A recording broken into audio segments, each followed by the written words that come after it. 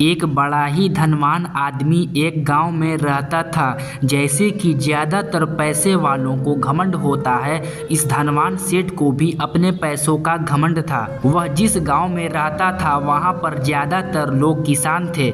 इन सभी किसानों के पास जितनी जमीन थी उससे कई गुना ज्यादा जमीन इस सेठ के पास थी। कई गरीब किसान तो इसके लिए इसके खेतों में काम करते थे। इसी गांव में मोहन नाम का एक बड़ा ही मेहनती और सच्चा किसान रहा करता था। मोहन का परिवार थोड़ा बड़ा था। उसके परिवार में उसके बूढ़े माँ बाप, पत्नी और 3 बच्चे थे जो अभी काफी छोटे थे। मोहन के पास ज्यादा जमीन नहीं थी, लेकिन जितनी भी थी उसमें वह बड़ी मेहनत करता और अपने परिवार का पेट पालने लायक अनाज उगा लेता था। बाकी के किसान भी यह देखकर हैरान रह जाते कि कोई कैसे इतनी सी जमीन में इतना ज्यादा फसल उगा सकता है। एक बार उस गांव में काफ़ी ज़्यादा बारिश हुई, जिसके चलते कई किसानों की फसलें बर्बाद हो गई, जिनमें से एक मोहन भी था। अब मोहन धर्म संकट में पड़ गया, क्योंकि उसके परिवार में उसके अलावा कोई और कमाने वाला नहीं था और अपने परिवार को भूखा मरते हुए वह देख नहीं सकता था। वह जानता था कि इस गाँव में अगर कोई उसकी मदद कर सकता है तो वह वही घमंडी सेठ है, जिसने गाँव के कई अन्य गरीबों किसानों को या तो कर्जा दिया है या तो अपने यहाँ काम पर रखा हुआ है। हाथ पर हाथ धरे बैठे रहने के बजाय उसने इस सेठ के पास जाने का फैसला किया और एक दिन उनके पास पहुंच गया। सेठ के पास पहुंचकर मोहन बोला, सेठ जी, आपकी बहुत मेहरबानी होगी अगर आप मुझे थोड़ा सा कर्जा दे दें, जिससे मैं अपने खेतों में फिर से कोई फसल उगा सकूं, या फिर आप मुझे अपने यहाँ नौकरी दे दें ताकि मेरे परिवार को 2 वक्त का खाना मिल सके। घमंडी सेठ को उसकी इन बातों से कोई मतलब नहीं था, लेकिन गांव के सारे लोगों की तरह वह भी यह जानता था कि मोहन कितना मेहनती है और वह जिस भी खेत में काम करेगा वहां वह दुगना फसल उगा सकता है। सेठ ने सोचा, अगर मैं इसे पैसे उधार देता हूं तो शायद यह इस स्थिति में नहीं है कि मुझे वापस लौटा सके, लेकिन अगर मैं इसे अपने खेतों में काम करवाता हूं तो मुझे जरूर दुगना फायदा होगा। सेठ मोहन से बोला, देख भाई, पैसा तो मैं तुझे नहीं दूंगा और मेरे पास अभी खेतों में काम करने के लिए कई किसान पहले से मौजूद हैं, लेकिन तुझ पर तरस खाकर मैं तुझे अपने खेतों में नौकरी देता हूं, पर मैं तुझे इसके लिए ज़्यादा पैसे नहीं दूंगा। बाकी किसानों को मैं 300 देता हूं, मैं तुझे 200 ही दे पाऊंगा। मरता क्या ना करता। मोहन ने सेठ की शर्त मान ली और उसी दिन से सेठ के खेतों में काम करना शुरू कर दिया। 2 महीने तक नियमित वो सेठ के खेतों में जाकर कड़ी मेहनत करता और देखते ही देखते 4 महीने का काम उसने अपनी मेहनत से 2 महीने में ही खत्म कर दिया। सेठ उसके काम से काफी खुश था, लेकिन वह कभी उसको यह जताता नहीं था। जब सेठ ने देखा कि उसका खेतों का काम अब खत्म हो चुका है, अगर वह मोहन को काम से निकाल देता है तो उसके 2 महीने के पैसे बच जाएंगे।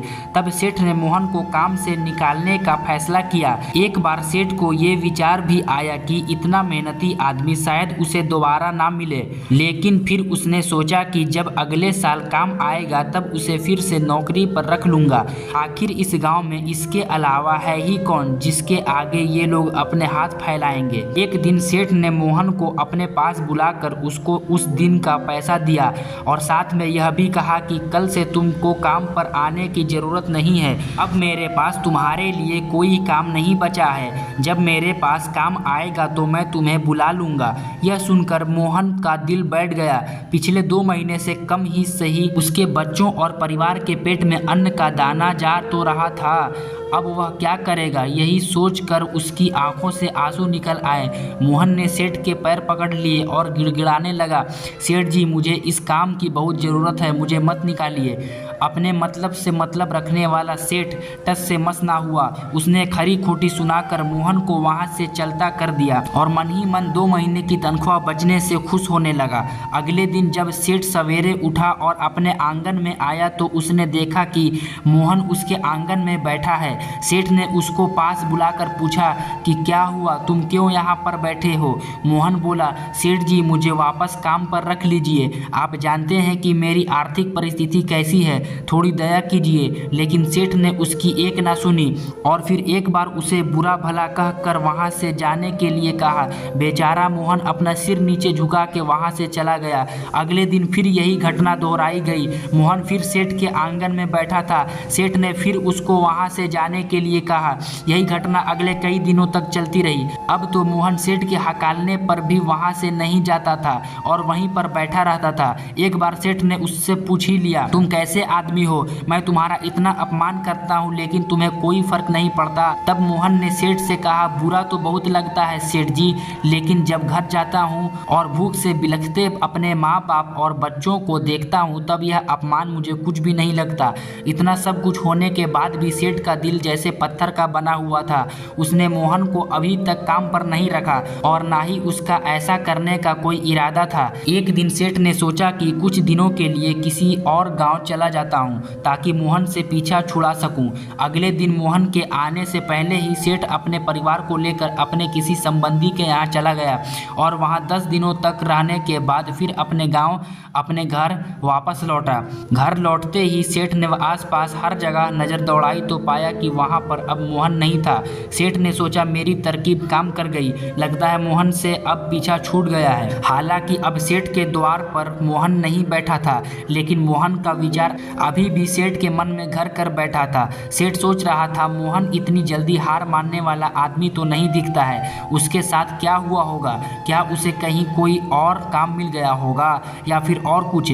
इन विचारों ने सेठ को बेचैन कर दिया और आखिरकार सेठ को मोहन की खबर लेने के लिए गांव में जाना पड़ा। सेठ को मोहन का पता नहीं मालूम था, इसलिए अड़ोस पड़ोस के अन्य किसानों से पूछने पर पता चला कि मोहन घायल हो चुका है और अपने घर पर आराम कर रहा है। सेठ ने जब उसके घायल होने का कारण लोगों से पूछा तो सेठ को पता चला कि जब सेठ अपना घर छोड़कर किसी और गांव में गया था तब बंद घर देखकर कुछ चोर उसके यहाँ चोरी करने आए थे, जिनको रोकने की कोशिश करते हुए हाथापाई में मोहन चोटिल हो गया था। ये सब जानने के बाद सेठ का पत्थर का दिल भी अब मोम की तरह पिघल गया। सेठ को अपने किए पर पछतावा होने लगा। सेठ ने अपने आप को याद दिलाया कि कैसे उसने एक शरीफ और सच्चे आदमी को ज़्यादा काम करवा कर भी उसको पूरा पैसा नहीं दिया और जिसको गले से लगाना चाहिए था उसे ठोकर मार कर भगाता रहा। सेठ मोहन का घर का पता पूछकर उसके घर पहुंचा तो देखा कि मोहन की घर की हालत बहुत खराब है। उसका परिवार भूख से बेहाल है और वह खुद अपने हाथ पैर पर चोट के साथ एक खाट पे पड़ा हुआ है।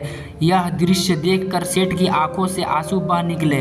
सेठ ने मोहन के पास जाकर उससे सच्चे दिल से माफ़ी मांगी, उसको उसकी मेहनत के पैसे दिए, उसका इलाज करवाया और उसको हमेशा के लिए अपने यहाँ काम पर रख लिया। दोस्तों, इस खूबसूरत कहानी से हमें कई पाठ सीखने के लिए मिलते हैं। पहला पाठ, अगर ऊपर वाले ने हमें दूसरे से बेहतर जिंदगी दी है तो हमें उसका फ़ायदा नहीं उठाना चाहिए और हो सके तो ज़रूरतमंदों की ज़िंदगी में भी सुधार करने की कोशिश करनी चाहिए। दूसरा पाठ, कठिन से कठिन समय में ईमानदारी और सच्चाई का साथ कभी नहीं छोड़ना चाहिए। हाँ, यह मार्ग बड़ा कठिन है लेकिन इसकी मंजिल तक आदमी ज़रूर पहुँचता है और उसका फल भी अच्छा ही मिलता है। तीसरा पाठ, जब तक हम अपने बारे में सोचना बंद नहीं करते तब तक हम दूसरे के बारे में सोच नहीं सकते और उसका दर्द नहीं समझ सकते। किसी ने खूब कहा है, खुद के लिए जिया तो क्या जिया, दूसरों के लिए जीना ही जिंदगी है। अगर हमारी कहानी पसंद आई हो तो वीडियो को लाइक कर दीजिएगा और अपने दोस्तों के साथ शेयर भी कर दीजिएगा। ऐसी ही कहानियाँ और सुनने के लिए हमारे चैनल को सब्सक्राइब करना मत भूलिएगा। यदि आपके पास भी ऐसी कोई कहानियाँ या अनुभव है तो हमें ज़रूर साझा करें। मिलते हैं एक नई कहानी के साथ। धन्यवाद।